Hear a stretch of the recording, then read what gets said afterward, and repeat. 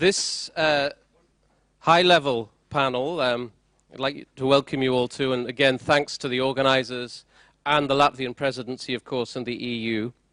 We have a high-level panel which will look at what really is the way forward for the Eastern Partnership, how civil society can be a partner in that, both invited to the table and, of course, bringing added value expertise. Since Vilnius 2 years ago, obviously, a great deal has happened, obviously from the negative side of the annexation of Crimea and the war in eastern Ukraine, but positive developments, visa-free travel for Moldova, association agreements for Georgia, Moldova, and Ukraine. Moving forward, there already is now a review process of the Eastern Partnership and the Neighbourhood policy. Inevitably, with the association agreements in place, we'll see more differentiation, but I know there's debates about more for more versus more back to basics approach. But I think also, is there the vision there for the EU and the partner countries to move forward and address new challenges, particularly internal and external challenges which face the partner countries? So our panel will be able to give us their ideas on the vision, the road forward. Obviously, those challenges include energy integration, rule of law and human rights, which is always a challenge in the balance between the EU working with governments, but also addressing fundamental values, for instance, political prisoners. The enlargement perspective, Donald Tusk said ahead of the summit that, of course, that the association agreement signatory countries certainly should have the right to a European dream. In realpolitik, it's not on the table at the moment, but what are the modalities to, if you look at two of the big issues facing the region now, I think the challenge of the media, the information war, and yesterday we had the first Eastern Partnership Media Freedom Conference, and I think there's the promise that we'll see a lot more in that area, and I think that and another big area, security, is one perhaps where the Eastern Partnership format itself is not sufficient. The member states, NATO members, clearly can in different ways contribute, and that perhaps is true in a lot of the Eastern Partnership, on the rule of law, on institution building. From the side of civil society, of course, there are inputs, and I hope there will be inputs into the review process. One from the Civil Society Forum has been the Eastern Partnership European Integration Index, and I have a copy here which I would like to give to Commissioner Hahn as a Civil Society Forum submission towards the review process. That, of course, gauges the progress of the different Eastern Partnership countries, and it rather reflects the association agreement in terms of which three are performing best, but it also looks sector by sector at the challenges, where progress is too slow, where more is needed. And of course, I think it's very important now that civil society shows that it can monitor, it can be a valuable player at the table. We have the civil society platforms in the association agreements, which are currently being put together. So there's a lot of questions, a lot of challenges, and we have really excellent lineup here today. We have Commissioner Johannes Hahn for Enlargement Negotiations and European Neighbourhood Policy. We have Foreign Minister of Latvia, Mr. Edgars Rinkēvičs. We have David Bakradze, State Minister of Georgia, on European and Euro-Atlantic integration, and Richard Giragosian of the Regional Studies Center in Armenia. So I'd like to ask Commissioner Hahn to tell us first his ideas on the way forward, the process, the review, and I hope also how you see civil society interacting as both a player and a contributor, and I hope with a voice at the table, as we have successfully had through the different platforms over the past years. Commissioner. First of all, thank you very much, and welcome to all of you. And if I'm looking in the audience, I can see already some colleagues which I have met in the course of my visits in the individual countries.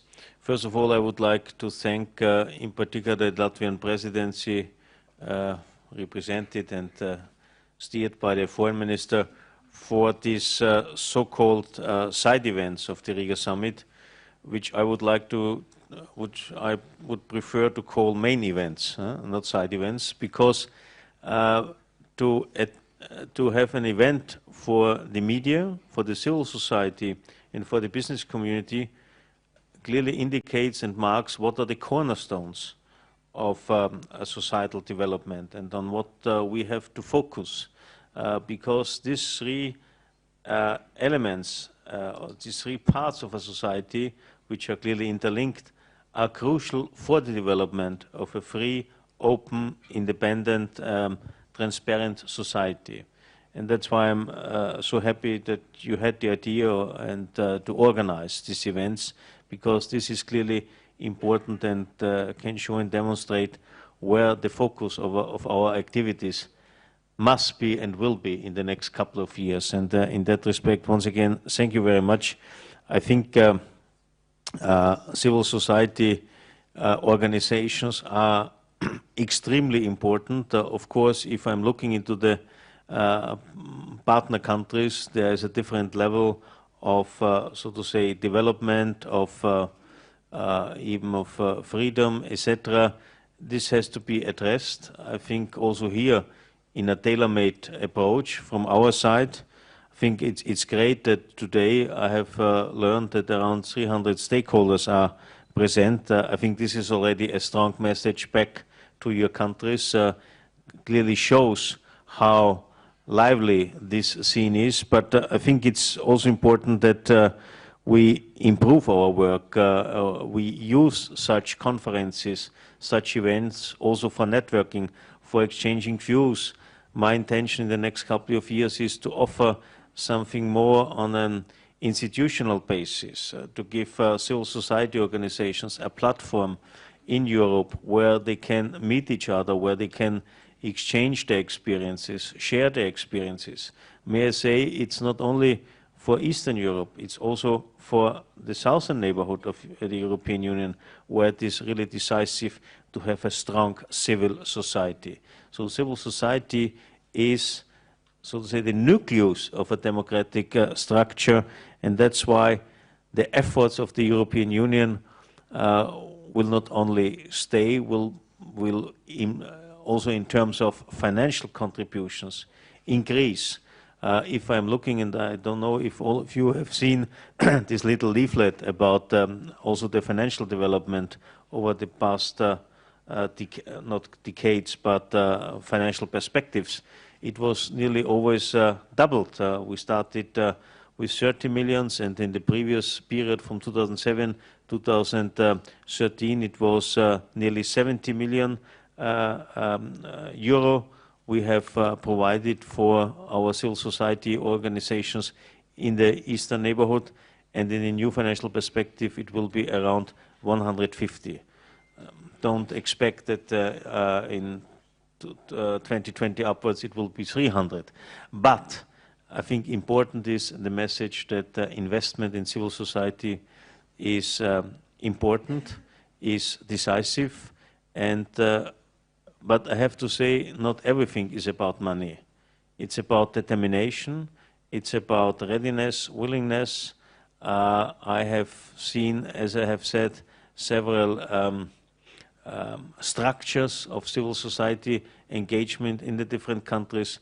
It's important to have a huge variety of civil society organizations, but may I also ask, wherever it is possible and necessary, and it is definitely everywhere necessary, I really urge you also to participate in the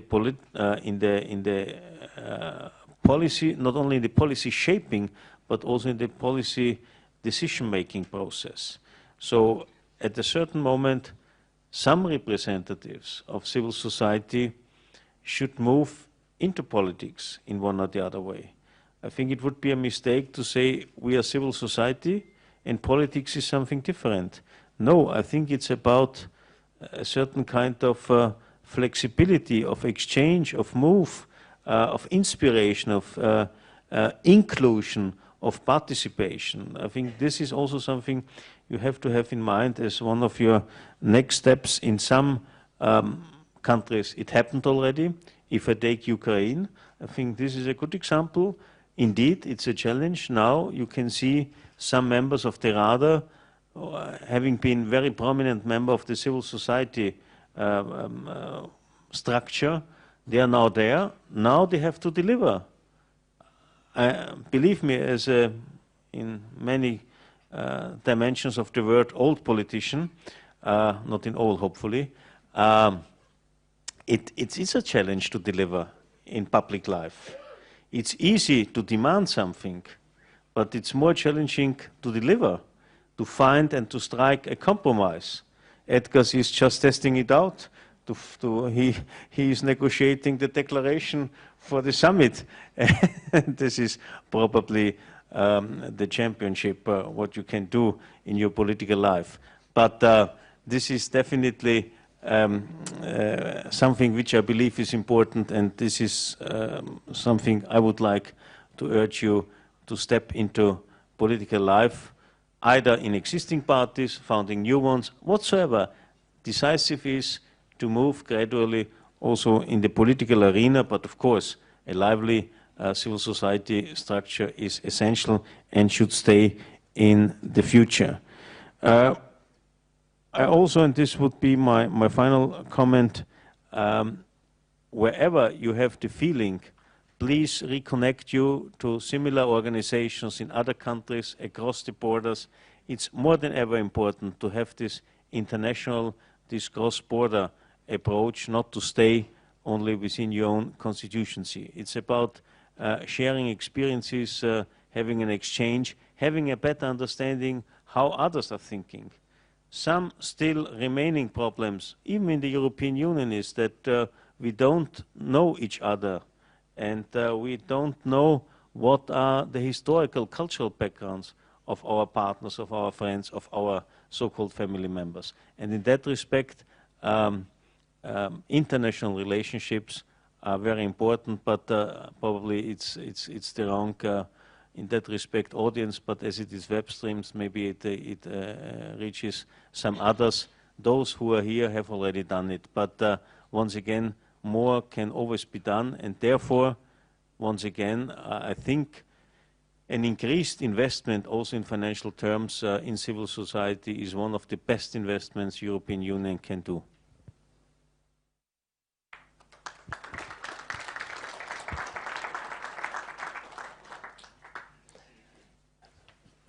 Thank you very much. I think the call for civil society to be active and even engaged in politics is certainly reflected in a number of the partner countries. Certainly we've seen that, I think, twice in Georgia, and we'll hear from the Georgian government in a minute. But first, to our host, Foreign Affairs Minister of Latvia.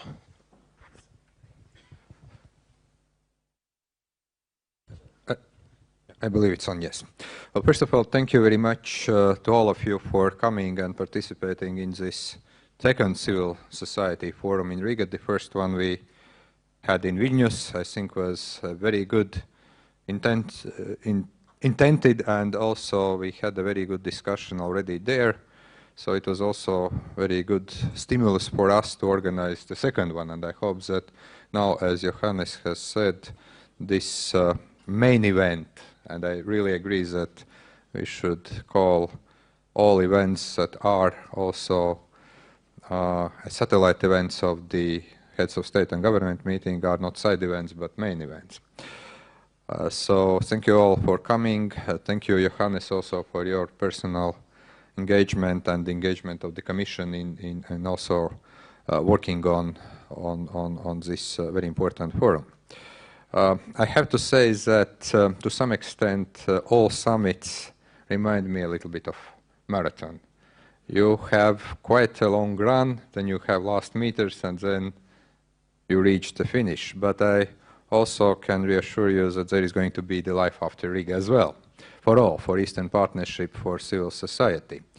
And if we speak about the current state of play, and how we could actually proceed from Riga onwards, I think that some of decisions that will be reflected in Riga Declaration will be of benefit to societies of all Eastern Partner nations. Also, some of events we are having here should become also the tradition.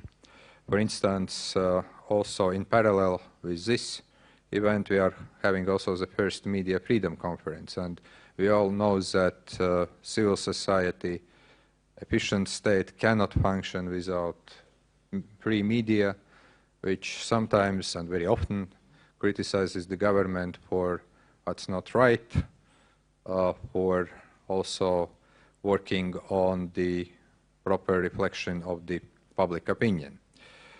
First deliverable from Riga, what I believe is going to really affect many of you, also many of people living in all partner nations, but particularly in Georgia and Ukraine, is going to be a very clear commitment by the EU, if all the benchmarks are met by the end of the year, to introduce visa liberalization next year. That's something that we have been already putting in the declaration. There are some things to be done, but still I believe that this really will be helpful tool for also more public diplomacy, more interaction between people of Ukraine and Georgia and European Union. I'm also happy to see that we will be moving with visa facilitation with Belarus, which I think also is very important thing. And also we will be reviewing visa liberalization and mobility issues with other partners. So I think that this is something that in a long term, the free movement, to some extent, free movement of different society groups, also interaction, exchange between our people can benefit a lot into also the further development of civil societies, of societies, awareness in societies of your countries. Second, I do believe that we need to address through instruments we have developed here within the European Union, and those are available to many of your countries, such very important issues as rule of law, fight against corruption. We have expertise, we can assist you in any way we can, of course, provided that there is also an interest from your countries. And here I would pass also the message that is very important, and I think that sometimes we get a little bit misunderstood. The one thing, we can't have tools, we can't have instruments, but it's actually up to your own people, societies, to push for reforms, to push for more open societies, for more open government. And of course, we will keep Eastern Partnership as the forum where we are discussing a variety of issues, starting from human rights, political freedoms, with all 6 partners. Sometimes this dialogue is not very easy, sometimes it's getting rather challenging, but we are going to continue this also in the post-Riga environment. Then, of course, another issue that is, I believe, also of importance, and I think that we still need to work more also in providing support to various non-governmental organizations. I actually want to very much echo what Commissioner Hahn has said, that probably it's also time for civil society to move into politics. And then, of course, you are going to see how the life is from the different point of view. And at the same time, it is very important that also there is more people who are, through the political process, trying to influence also developments in your home countries. Actually, one thing what I just want to say is that there have been already many speculations about what are going to be deliverables from Riga summit. We are not over yet with the drafting exercise. It's going to end only tonight. So any speculations you are already hearing from anonymous sources, I would a little bit discard, because there is no currently an issue that would, let's say, create a situation what could be described as kind of intrigue. We are working with all partner nations. We try to accommodate ambitions and interests of all of them. But I can say already is that it is clear that Riga summit, the declaration, will reaffirm European aspirations and European choice of those association partners that are going to pursue the way towards, let's say, European family. Second, also there have been many speculations about the possibility of European perspective. Let me just make it clear. There are European treaties, and there is Article 49 that stipulates that any European nation can submit the application to the membership provided it meets all the criteria. The door remains open, but also we should understand that it's very much up to the governments, up to civil societies, up to NGOs before there is a real progress. So the door remains open, and that's also a very clear message. I invite civil societies of all three association partners to work hand in hand with the governments, to work hand in hand with broader society groups, actually to make the reform process irreversible, to make your countries closer to European Union, and of course also to work towards the better future of your countries. To those countries that are still in the process of either defining their own way or that are not going to join EU anytime soon, we are ready to work with you, with your civil societies, also continuing to support your efforts as much as you see them fit.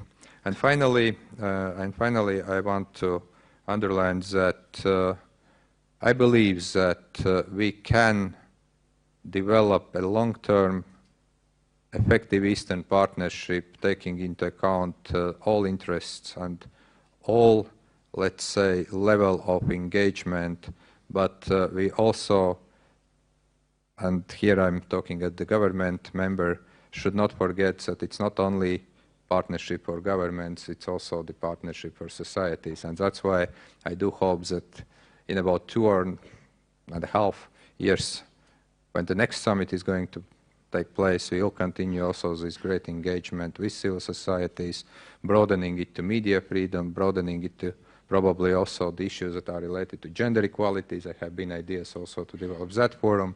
So we are in a long partnership, in a long way forward, and hope to see you at some point soon in some other city.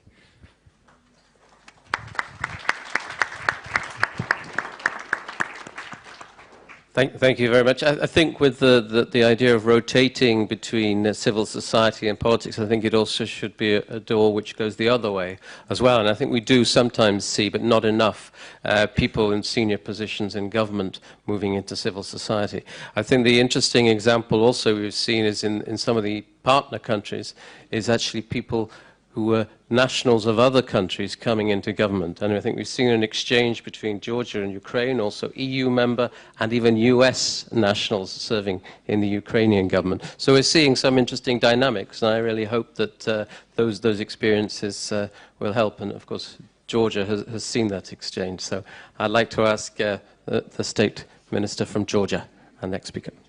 Thank you very much. First of all, let me extend our appreciation and gratitude for the wonderfully organized events alongside with the Eastern Partnership Summit that will take place tomorrow. I would like to express our gratitude to the Latvian presidency for the really hard work and support to the Eastern partners, to Georgia specifically, when it comes to the politically achievable goals, when it comes to the support to the civil society that we highly appreciate. Let me a little bit share with you the experience that we have when it comes to the cooperation and partnership that we have with the civil society in Georgia. Last year, since the signing of the association agreement and DCFTA, we have entered a new phase.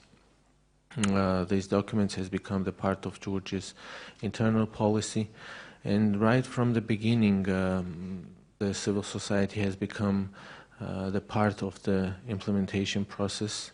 It has become the part of the preparation of the action plan and the monitoring of the implementation of it.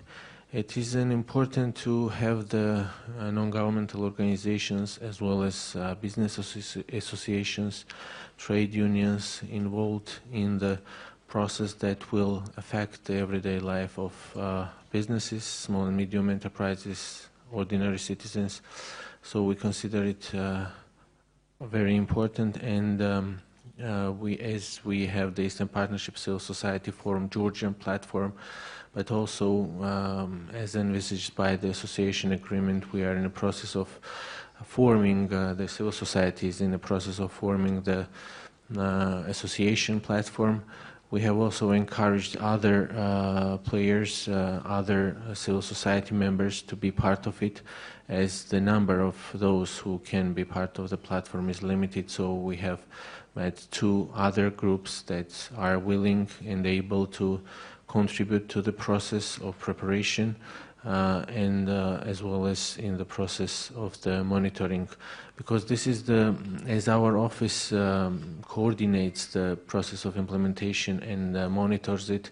For us, it is very important with our limited resources of up to the 40 personnel to have these partners like civil society to monitor and to achieve the goal of implementing these very important instruments and mechanisms in our country. In this regard, we have extended our wish to have the support for the civil society in Georgia by the European institutions, and we are looking forward to cooperation in this regard. Other than that, we have challenges in Georgia when it comes to the dealing with the Russian propaganda, with the misinterpretations of the DCFTA or association agreement, when it comes to the dismantling myths that are spread. Therefore, in that regard, we are very good partners with Georgian civil society. When it comes to the strategic communication, Georgia has introduced a strategy on information and communication, but since last year, when we have initiated this strategy, this year we have felt the need for strengthening our efforts, and we are preparing the coordinated approach together with the civil society, with the diplomatic corps, to address the issues that may affect the process of Georgia's integration into the European Union. For us, it is very important to feel, and on the eve of the Eastern Partnership Summit, we see how consolidated Georgia's civil society is together with the government of Georgia to address and express and support the concrete achievables that we may have tomorrow after the political declaration is out. So in that regard, I would like to underline that Georgian society and political parties, as we are, despite the political economy or military pressure from our neighbor, we continue our reforms as we deliver upon the very important mechanisms and instruments at hand. As the societies continue to support Georgia's integration process, we are full of hope that the European Union will be able to deliver on a very specific and concrete deliverables that will, and in that regard, we hope for the very specific timeline that might be achievable for the Georgian citizens for the visa waiver when it comes to the visa waiver. When it comes to the political support and political signal for our citizens, both residing on the both sides of the occupation line, against the background of the newly signed treaties by the Moscow with Sukhumi and with Trinvali, this is very important as we hope to have the political signals for the citizens of Georgia.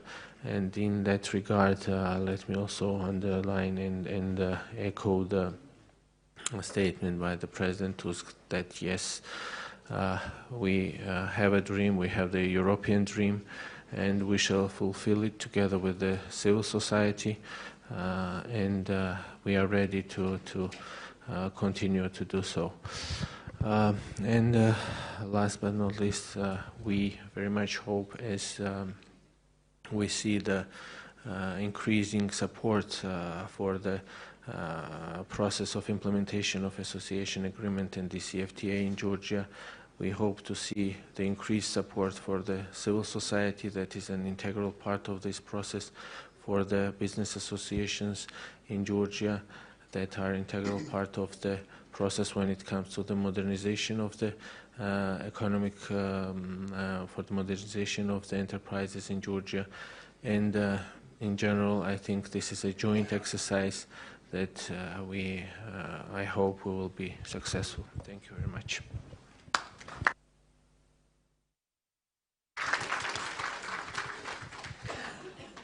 Thank you very much.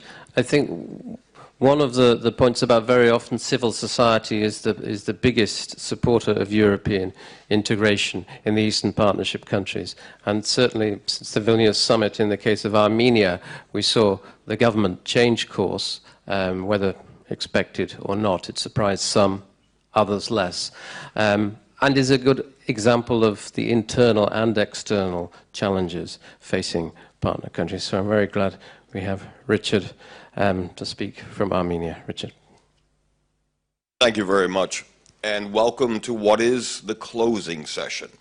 But in many ways, this is not a closing session, because there is no conclusion.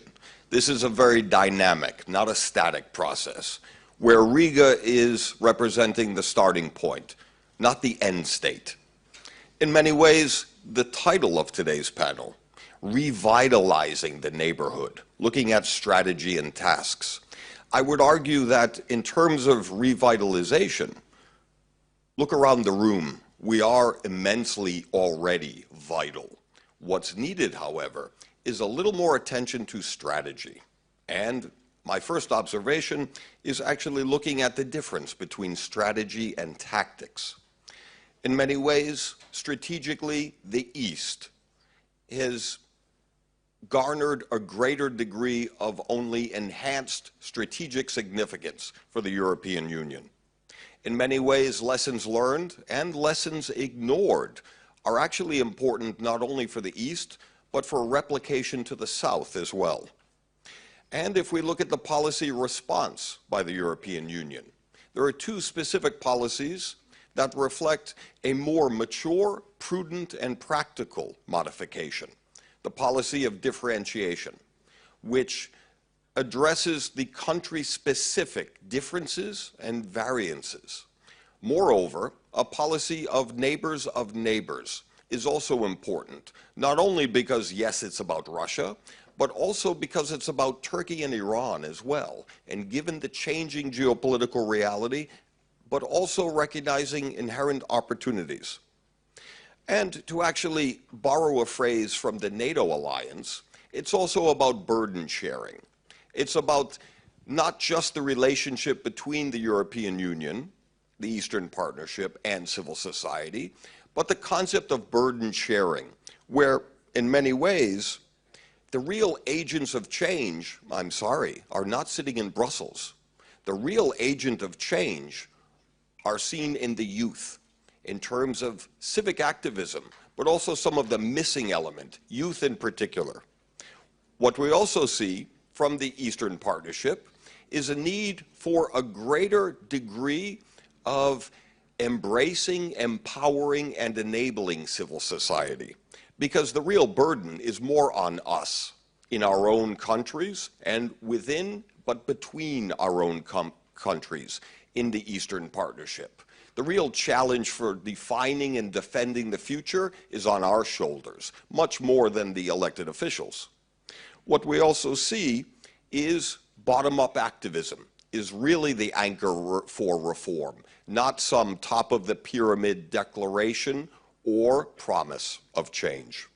What we also see, though, is a reiteration of an important call for civil society to engage, not just in politics, but in public policy. It is simply no longer enough to oppose. We need to propose alternative measures of reform. The second observation is a question of timing.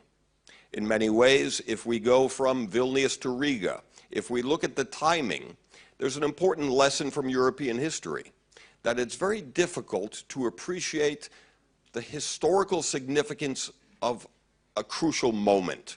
And whether we recognize it or not, we are at a watershed moment in European security. We are at a turning point. The stakes could not be higher. Signs of weakness, division, and indecision are the core vulnerabilities that are being exploited by others. What we also see is, from an Armenian perspective, we have an opportunity, a second chance, an opportunity to salvage a relationship between Armenia and the European Union with important repercussions for countries like Belarus, as well as an opportunity for us to follow the lead from Ukraine, Georgia, and Moldova. At the same time, what we also see is we are at a historical turning point in terms of a crucial test of Western resolve and European commitment.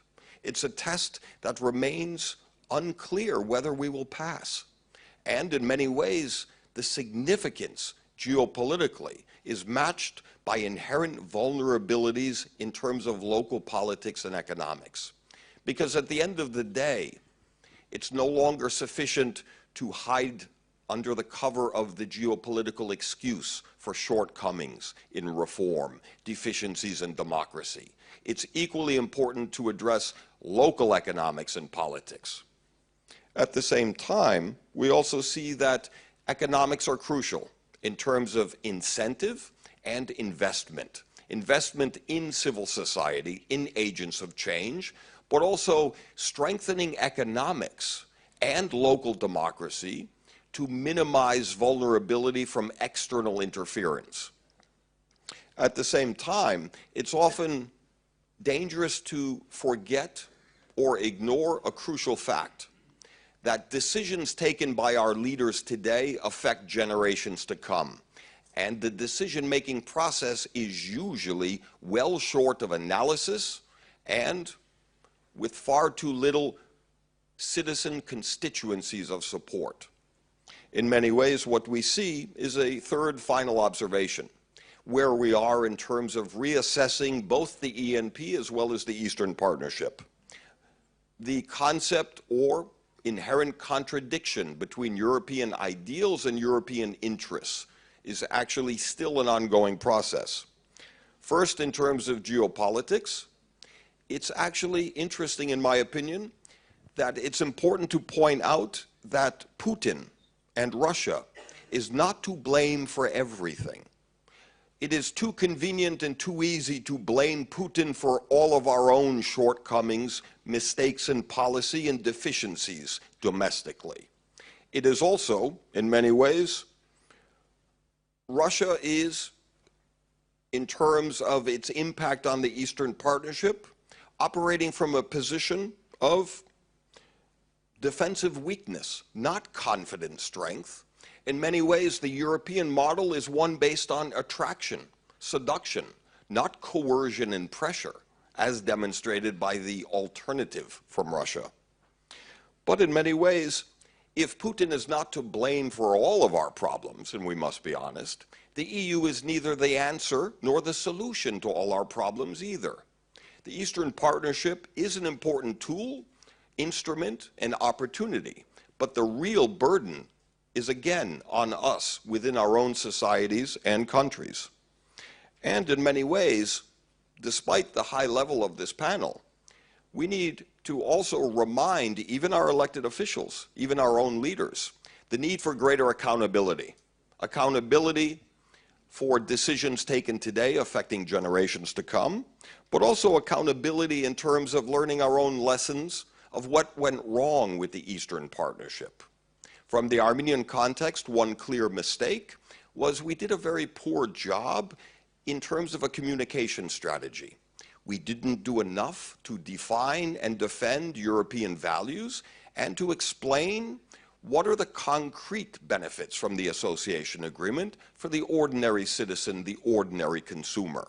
We need to deepen and broaden constituencies in favor of deepening ties with the EU and the association agreements, but we need a better job at our own communication strategy. And in this context, civil society has an important obligation and a responsibility in accountability as well. And finally, it's most important to note that in conclusion, there is no conclusion. This is and remains a dynamic, ongoing work in progress. And thank you to the Latvian presidency, and most importantly, to the Latvian organizers, because today's event may be on the margins of the summit, but it is by no means marginal. Thank you.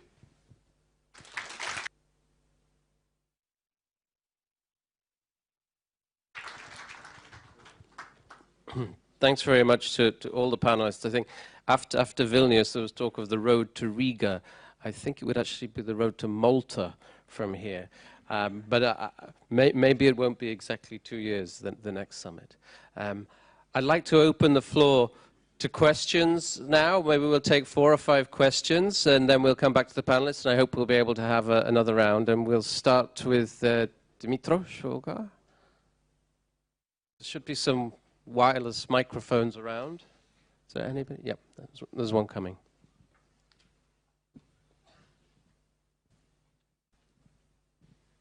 Thank you. Dear distinguished guests, dear participants of this conference, dear friends, let me announce on behalf of civil society representatives of Ukraine, Moldova, and Georgia gathered at this conference that we are now symbolically submitting applications from Ukraine, Georgia, and Moldova to become members of the European Union.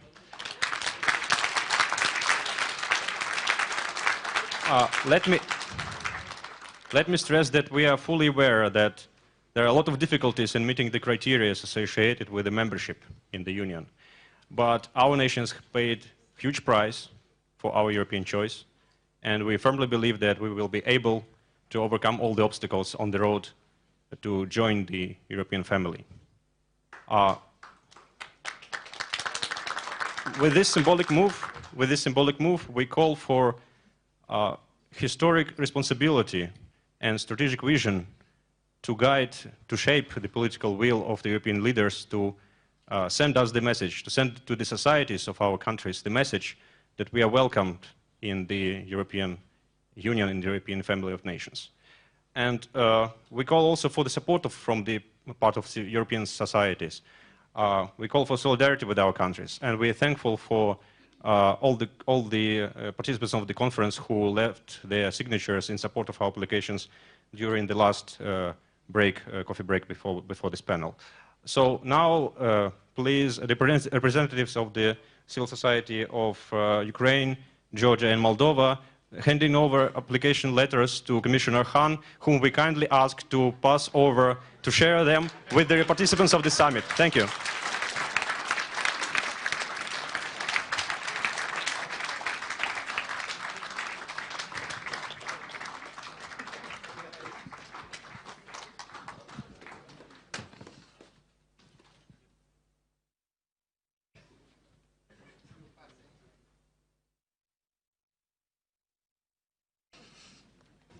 We should say that at the Vilnius summit, there was a civil society initiative to sign the association agreement for Ukraine, and it happened, so we'll see.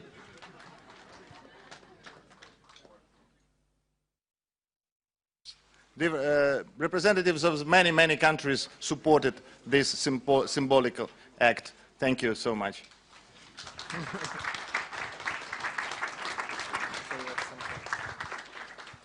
Thank you very much. I think this is a very lively demonstration of the capacity of a strong civil society.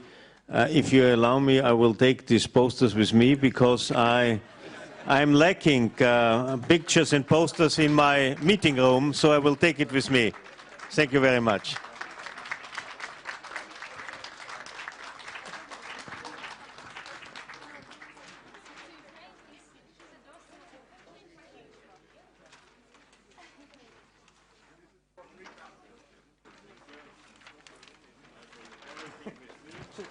Should the presidency help you?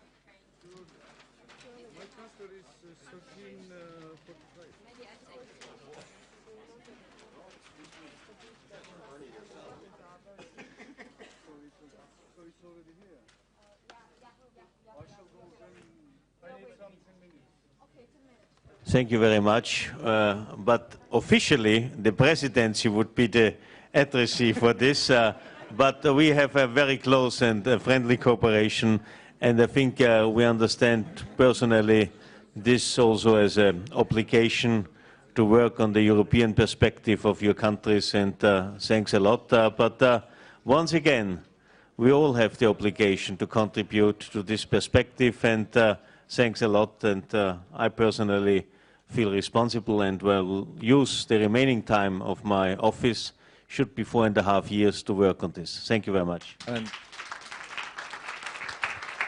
does it work? No.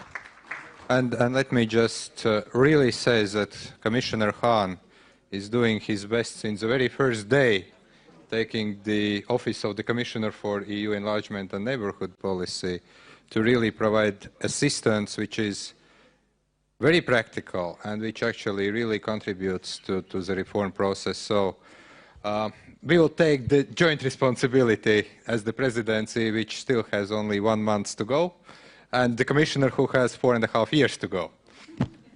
But you will stay on my side. Always.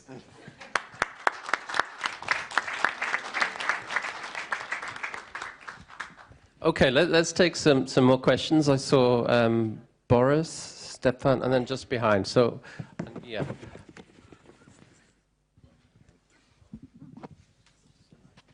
Thank you, Boris Novosadian, Yerevan Press Club.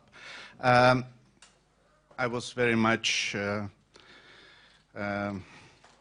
impressed with what happened recently, and my signature is also there. But my question goes to Mr. Bakradze. You mentioned that civil society in Georgia is very much consolidated, but of course we know that there is some strata among civil society that is choosing other priorities than Europeanization. I'm sure it is a smaller segment than in Armenia, but still it exists. Do you mean that they represent minor threat and can't be just ignored, or you do not see themselves at all? Thanks. We'll take the questions and then come back to the panel. Stepan.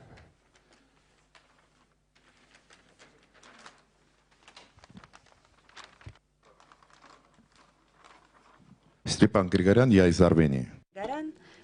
I'm from Armenia.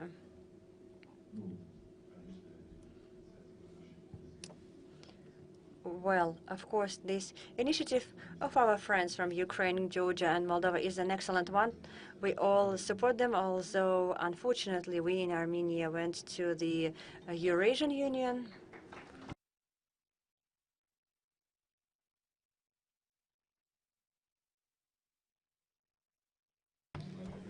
I also thank Latvian diplomats and organizers of this conference because it was an extraordinary forum. Thank you. Now I would like to discuss two issues that worry us very much. I spoke to many delegates, so I'd like to bring these two issues to your attention. The first one is of a new appearance in the post-Soviet territory of the political hostages. You know that some citizens of Ukraine have been abducted from the territory of Ukraine and are currently the political hostages. As far as I know, in the final document of this conference, this idea did not get into this document, but I think that it would be very correct to include this information in this document, because this is a new phenomenon. They are not political prisoners, but they are political hostages. So my suggestion is to add the formulation that we condemn when citizens of the Eastern Partnership, including Nadezhda Savchenko, have been abducted and are being appear in court abroad. And the second idea is that sometimes you speak equally about our countries while they are very different. Because Armenia was together with Belarus. Please take into account that even though the situation in Armenia is very difficult, it is not equal to the one in Belarus. Yep. And then here. Thank you. First of all, congratulations to the Ukrainian friends. I'm Razi Nurullayev, come from Azerbaijan and represent Region International Analytical Center. Fortunately, Ukraine and Georgia could have managed overcoming the Russian phobia and signed the association agreement, whereas Azerbaijan and Armenia still at the crossroads. My concern rises from the Azerbaijan's perspective of signing the association agreement. Yesterday, as you know, the President Ilham Aliyev did not come to the summit, but Minister of Foreign Affairs is here, and he already submitted the strategic partnership agreement to the EU. And my question is, what's going to happen with the strategic agreement? Why I'm concerned, the decision takes too long, and the geopolitics in the region may change the situation, and Azerbaijan can maybe change its also again decision and decline also the strategic partnership. But there should be no other way than Euro integration for Azerbaijan. And I think that the whole Azerbaijani people and the whole civil society is for Azerbaijan's Euro integration. But apart from the other reasons that are subjective, there are also objective reasons as a threat from north that comes from Russia. Once in Azerbaijan, in the meeting with the European ambassadors, there was a question to the ambassadors. One ambassador said, European ambassador said, Azerbaijan should sign the association agreement, otherwise the Brussels has a patience, so the patience may come to an end. And there was a question, what's going to happen when the patience is over? She said Brussels will decide. And now Mr. Commissioner Johannes represents Brussels. And now I would put up a question. What's going to happen when your patience is over? Because the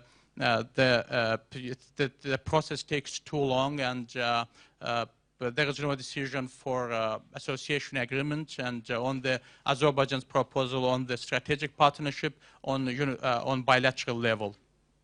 But just one last point, why I'm very much concerned, again, I would like to reiterate, the European Union took too long to decide on Nabucco project, and then Azerbaijan did unilaterally decided to go with TANAP and TAP project. So Nabucco project was a fiasco. So that was the end of the Azerbaijani patience when it unilaterally decided to go on its own. So that is the question. What is the Azerbaijan's perspective, and what do you expect from today, from today, what's going to happen to the Azerbaijani perspective on association agreement, and otherwise the one that Azerbaijan submitted on bilateral strategic partnership with the EU. Thank you. Okay, thanks. There's three more hands, and then we'll go to the panelists. Gear, then there's one here, and Larissa. Okay, we just witnessed a very impressive and moving, I would say, ceremony. I hope it will also prove historical, as Jeff mentioned. And after this, it's a little bit almost impolite to ask provocative questions to panelists, but I will still address a question to Commissioner Hahn and Minister Rinkēvičs. Mr. Minister, you just said that kind of door of European Union is open. It's up to us to make applications not only from civil society and most importantly to reform our countries. And I cannot agree more with the last point. As a think tanker and professor of politics in Georgia, I can attest that neither quality of our political institutions nor level of democratic economic development is sufficient for us becoming members of European Union tomorrow. But this is not what is being discussed. What is being discussed is some kind of recognition not of our right to dream, which is a wonderful right, of course. We exercise it a lot in Georgia in particular, you know that.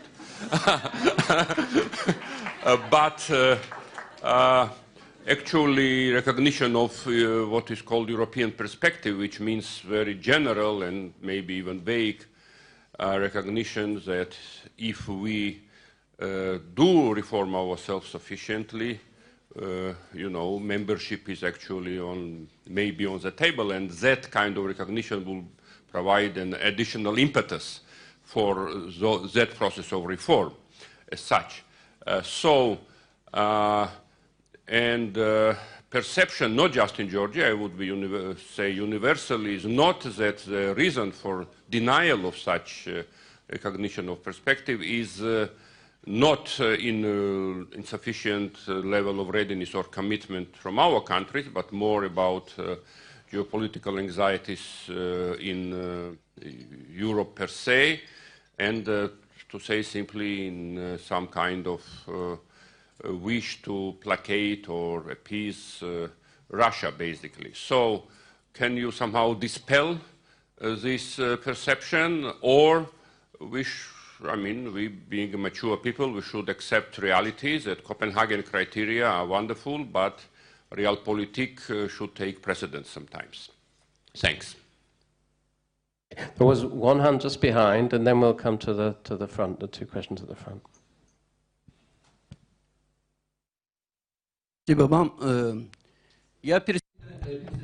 I agree to the previous speaker who spoke about political hostages.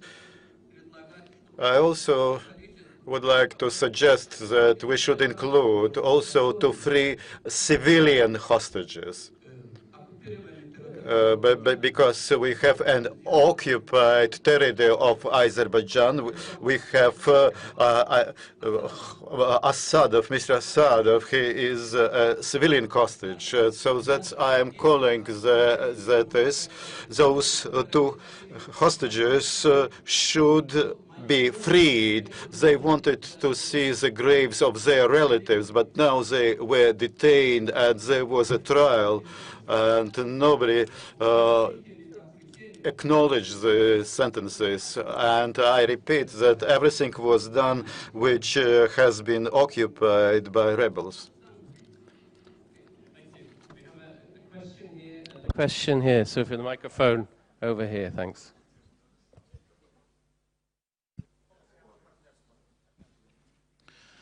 Deutsche Welle, Roman Goncharenko, Germany. I have two questions for the Commissioner Hahn and for the Foreign Minister Rinkēvičs, if I may.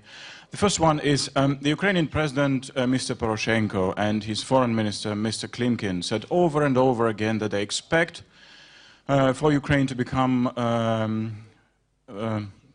written statement in the final declaration that Ukraine will become an EU member someday. They also expected visa liberalization to be put on paper for Ukraine. This is not going to happen. This is what the German Chancellor Angela Merkel said today very clearly. So the question to you is, do you think Ukraine pushed too hard? Was it a mistake? And the second question is, we are here at a conference of civil society, and there is one new conference taking place. It's a media conference. But do you think that there is time for a security conference in the Eastern Partnership? Because 3 countries of 6 face severe security challenges. I mean Ukraine, I mean Georgia and Moldova.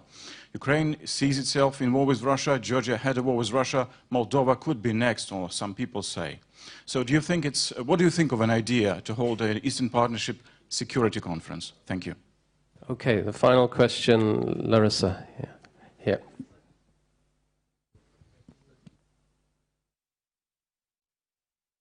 Thank you very much, and I want to start with congratulations of Georgian, Ukrainian and Moldovan societies with submission of their application. Well done, and thank you for putting it my question, or rather urge, into such a context. Recent EBRD's research showed that 75% of Armenian people look at Europe as the model of democracy worth pursuing and need to be pursued. And I have to say, since September 3, 2013, the number of people, as per research, supporting European aspiration or looking at Europe more favorably has increased. This is in the context of decreasing, depleting democracy and economy. The fact of increasing support to civil society, as Commissioner Hahn mentioned, is extremely important and extremely favorable. But it's not only the financial support that makes the trick. As Richard said, the responsibility and burden is on us, on Armenian people. And to support and harness the energy of the 75% of Armenian people, they need the deliverable that they're looking from Europe. And that's not the money, that's the justice and democracy. So, and again, coming back to what Richard said, urging on the lessons learned and lessons not learned,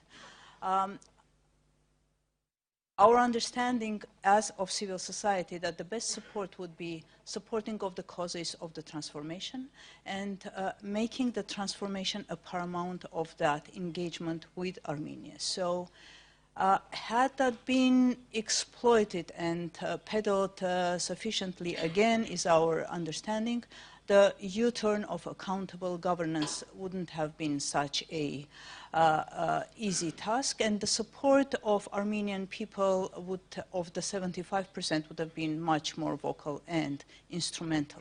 So how are we, hopefully in the new engagement with Armenia, how the European Union is prepared to better instrumentalize that change, which we believe is exactly in favor of not only our societal development, but also European Union's to guarantee itself from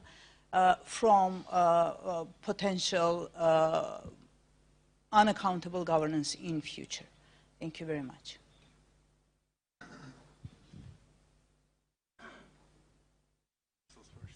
So we will start with Commissioner Hahn. Yeah, thank you very much, and once again, thank you for all these contributions and actions. Once again, asking for patience, or if patients are losing, I think if you enter politics, you have to be patient and you have to be determined and a little bit stubborn. And to a certain extent, also a little bit, you should keep your naivety, because if you lose naivety, you lose the capacity to believe on changes. And that's what I'm always telling my people, not only in politics, but also when I was in business. We have to keep a little bit of naivety in order to change things. Because all of us know why certain things are as they are and why it is not possible to change it. If this would be our final assessment, there's never a chance to change things. So we have to believe on something, we have to use an opportunity, we have to see if there is a little open door, and then we have to use it and to go through the open door and try to change things. So this is why we should never lose our patience. we will never lose our patience. We have to be determined, and this is what I can reassure you in any case, personally, but I believe also on behalf of European Union. But I think it's also important, and this is something where we have all together hopefully learned our lessons, that we have to look for pragmatic solutions. We have to see what is possible, what is feasible, and we should not overstretch any of us, any of our partners. We have to be realistic, but once again ambitious and determined. And I think it's important, and this will be always stressed, and sometimes it's not, not everybody is happy to hear it, but it's about sovereignty of countries, sovereign choices of their people, and this is not only a European obsession, this is international law. This is a law which applies worldwide. And we Europeans try to put it through and to respect it. And we fight for it, and we will never give up on that. So it's about the sovereignty of a country and the sovereign choices of people. And what you have done today was your sovereign choice, and by signing it and things like that. And as it was already said by the Minister, there is this famous and important Article 49, and along this, everything is possible if the conditions of the article are met.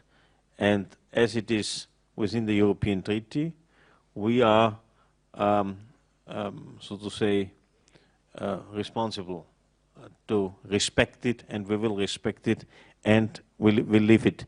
But also here, once again, it's important to focus what many of you have said today on the necessary reforms. Of course, it's important to have visions, and in that respect, I share some of the words and actions of representatives of our partner countries. They have to push, of course, but they also have to push in their country itself. Both is necessary. And when President Poroshenko said a couple of months ago, his vision is to submit once a membership application, and he was talking about 2020 because he knows that necessary reforms are necessary before he can submit an application, and he was talking about 40 to 60 reforms. A lot has to be done. And I think this is what is important to underline. We should all be determined to a European perspective. We should be clear about the road to it, and we have to work to pave the way towards this European perspective. And this is what we should now focus in the next couple of months and years, that we make progress on that. And the fact that we could sign this association agreement, the DCFTA, this is also, as I said today in another meeting, a gigantic fitness program for your country to make it ready for European membership. So to comply with the requirements agreed in these agreements is a precondition, but it's not only something per se. It helps your, in particular, business community to accommodate, to approximate to European standards, and in many cases European standards are worldwide standards. So it offers export opportunities, and if it offers export opportunities, it gives a boost to the economy, and if there's a boost to the economy, it creates jobs, and if it creates jobs, it creates welfare. And this is what we are working on, a success story of all our partner countries, which is the best proof for any kind of European inspiration. And once again, it's about peace, stability, and prosperity in the region. And the founding idea of the European Union was, and it's still the case, by increasing economic ties, by strengthening economic ties, having a guarantee that there is peace, stability, and prosperity. And it worked out within the European Union. and it will work out also with our partners, and maybe some of our partners could become members of the family in the future.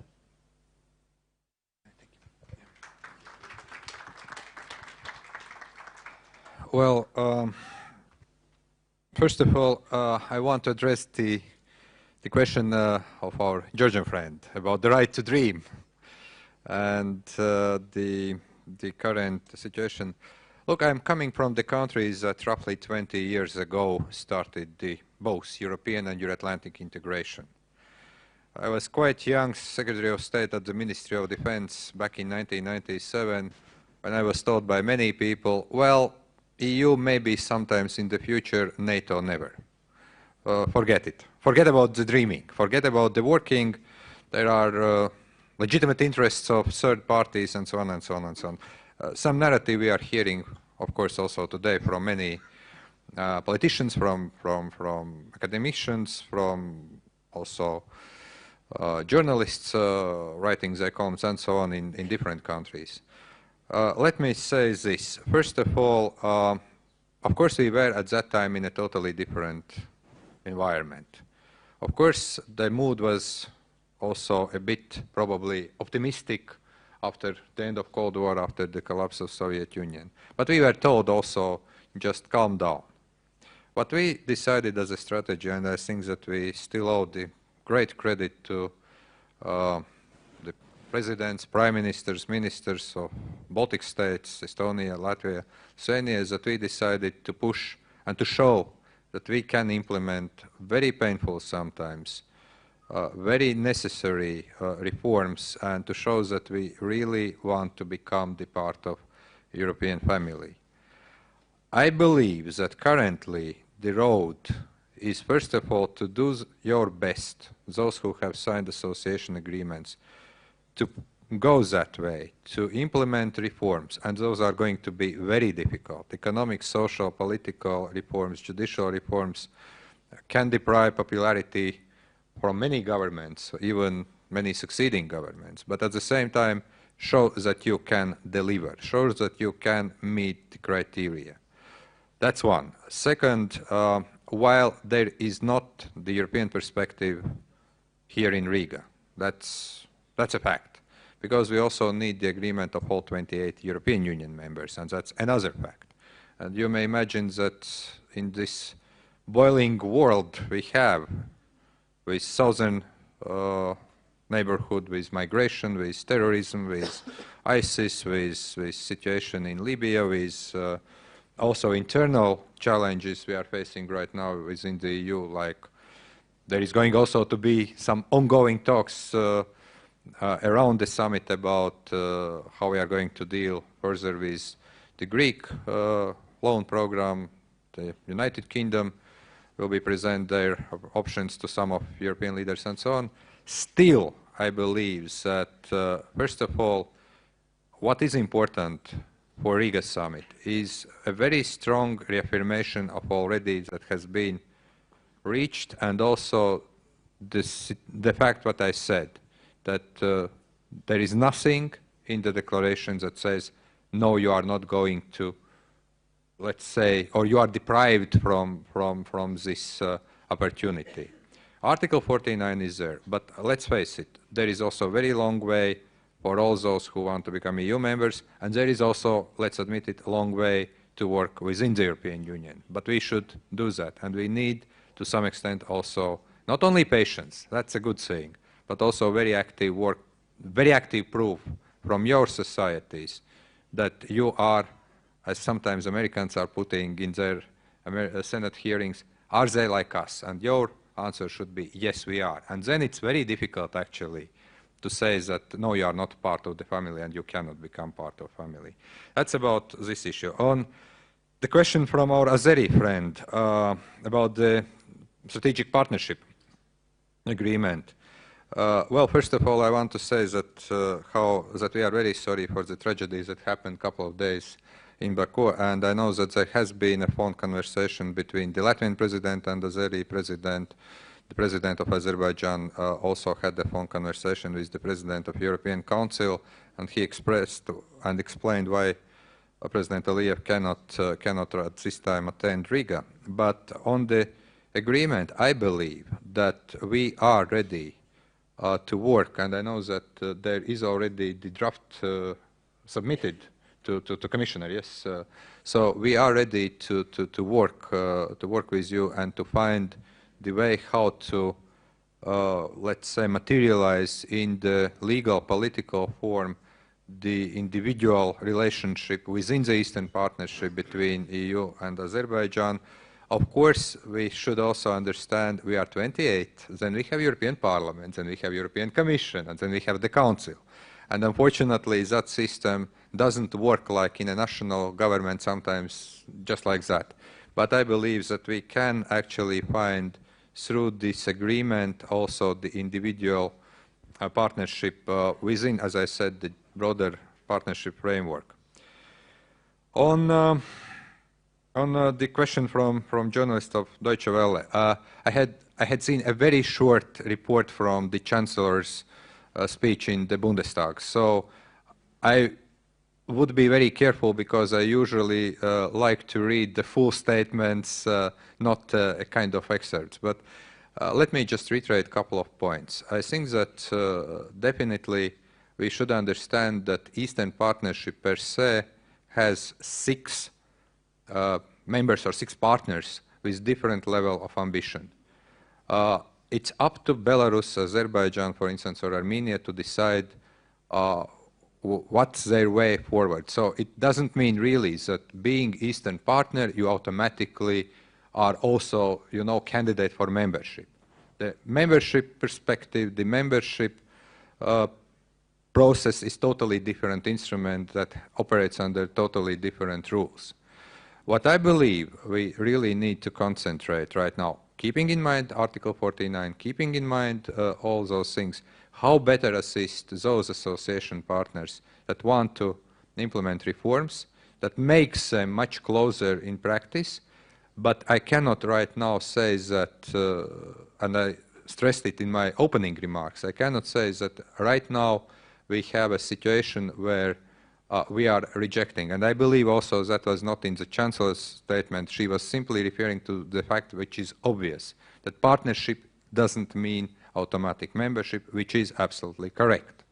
But at the same time, I also believe, and of course I, as a presidency, has to keep also all 28 member states when the drafting exercise comes into some also harmony of opinion. I also believe that we should understand also aspirations and European choice. We should find the way how to assist the current countries of association agreements or association partners in their reform process. And let's never say never to anything, because there are sometimes so changing environment. 30 years ago, nobody would dream that the Baltic states would become NATO or EU members. It happened. So let's keep this, and let's not get too negative also. On the visa liberalization, I just want to stress that there is the agreed language so far as I know, at least on that part, that I also referred to.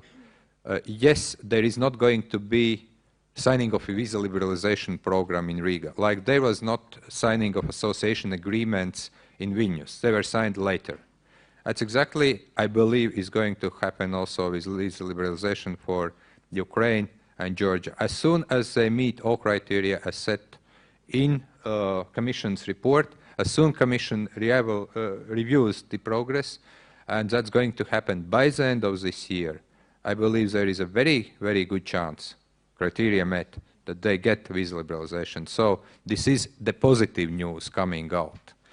On the security conference, well, you know, I want to also recognize those partners like Georgia, like Moldova, who are also now active members of CSDP. They are going to send, or their soldiers are going to be part of EU missions in some of our missions. Whether we need also the kind of security forum of Eastern Partnership, I leave this question open. That's something that probably we can really discuss with countries whether they see the need to have that. And that initiative probably should come first of all, from the Eastern partners. But let me also say that we have so many security forums or conferences throughout the year. We have, for instance, Riga conference here. We always discuss the issues that are related to the security concerns of our Eastern partners. But I think that this is not a bad idea, but also then we have to understand whether that's going to be another nice exchange of think tanks or there is something more. So I think that this is something that probably we can explore, but I leave this a bit open. My final point, I know that I talk too long, on the question about the 75% Armenians supporting and willing to be a kind of Europeans and live within the European Union values. Look, I want to say that we also are discussing with Armenia, and we had a very good association council, cooperation council with Armenia in January, also the possibility of concluding the new agreement, taking into account the sovereign right and the decision of Armenia to become the part of Eurasian Economic Union. That's the choice of the government of Armenia. That's a choice that I understand was also endorsed by the parliament, and that's what we are respecting, and we are not, let's say, pressuring anyone to become part of association agreement or to become part of EU, as you know. So I very much leave it to internal Armenian political process to decide what's the future of your country. We stand ready, and we have funds, and we have also instruments to support rule of law programs, NGOs, and I think that we are also quite actively using them, if I'm not mistaken. But this is really the issue that is very much in the hands of you and your public, how to proceed. The only thing what I want to say here is that while we sometimes expect, and I'm also feeling here a little bit the question, what EU is going to provide, offer, or do? I can say in one word, we can assist you in many ways, but the homeworks to make are yours, and we cannot do homework for you. We can only assist, but those are your decisions, your choices, and also your success. But we have a lot of instruments also to support your governments, civil societies, as much as you are ready to take that support. Thank you. To answer the question of Armenian colleague Boris, yes, there are the non-governmental organizations supporting the Eurasian Union, but they are not very much keen to cooperate with our office, understandably. But it's not that about the number. You know, the tendency, unfortunately, for the last couple of years, what the polls show, is a little bit increasing in support for that, and that's why I think that our approach should be consolidated together with the civil society, with the European Union institutions, as Minister Rinkēvičs has underlined. This is a very demanding process when we implement the association agreement, the CFTA. Therefore, support and assistance in that regard is very important. Support when we talk about the strategic communication with our society is very important, and there we feel the active engagement by the civil society as well. So generally there might be some tendencies, but as we continue the process, as we already get the feedback and positive results from the process that we are in when it comes to the democratization, when it comes to the freedom of media, when it comes to the reforms in the judiciary, in the penitentiary, etc., when it comes to the results of the 21% increase of the export since the start of the DCFTA to the European Union, I think this is the process that will bring its positive results and affect this tendency as well. Thank you. I do want to jump in and add a note of optimism. Because to be honest, I think one mistake we make here together is to underestimate our own power. The power of new ideas and the power of bottom-up civic activism is actually the key to lasting change in every country, in every region. Personally, I moved to Armenia 9 years ago. Unlike many in Armenia, I chose to come to the Eastern Neighborhood. I chose voluntarily to move here from the United States. It's also because it's too big to fail. In many ways, the momentum is on our side. There's no alternative but reform, and the days of the autocrats, the authoritarians, are in sunset. They are much weaker than many understand, and actually their days are numbered. And I do want to close on a more positive note as well. But the real power for change lies in our own hands, with youth, education, and actually civil society. That, and only that, is the key to lasting change. And in many ways, time is on our side. Thanks very much. I think we should also remember, I mean, as we said in Vilnius, we had the civil society signing the association agreement for Ukraine. And whether it's naivety, idealism, or just trying to push the agenda, it does make a difference. And the association agreement is very much in line with the acquis communautaire. So can be seen, without being explicitly stated, as a first step towards European membership, at least perspective. And I think the security issue is something which is so important now. It doesn't mean that Eastern Partnership is going to be the framework, but certainly because of the linkages, this platform on common security and defense policy now within Working Group 1, there is a linkage. But clearly, I think it's individual EU member states, perhaps in training, building up security policy with Eastern Partnership countries. There's a lot of work to do. And I know you all have a long night ahead to get the declaration finished. I have final two announcements. Krzysztof, do you have an announcement? Yeah, and just the other one, while Krzysztof gets a microphone, is lunch is in the restaurant. So thank you again to the organizers. I think it's been very well organized, and to the interpreters as well. Krzysztof. Can I just say we can't leave the heads of state alone tomorrow at the summit. So we're going off at 7:30 in the morning to show our support for their European aspirations.